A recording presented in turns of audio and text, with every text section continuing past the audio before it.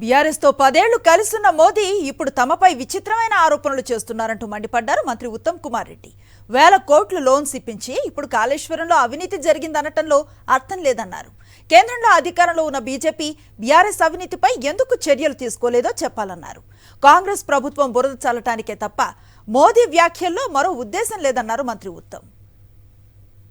ప్రధానమంత్రి నరేంద్ర మోదీ గారు విచిత్రమైన ఆరోపణలు మా ప్రభుత్వం మీద చేయడం జరిగింది. 10 ఏళ్ల పాటు వాళ్ళు ఢిల్లీలో అధికారంలో ఉండి ఇక్కడ బీఆర్ఎస్ ప్రభుత్వ అధికారంలో ఉండి వాళ్ళు హలై బలైతో ముందుకు పోతున్న మరి 10 ఇయర్స్ అనేక మార్లు తెలంగాణకు వచ్చి కాళేశ్వరం ప్రాజెక్టు ఏటీఎం ఇది దోపిడీ జరుగుతుంది,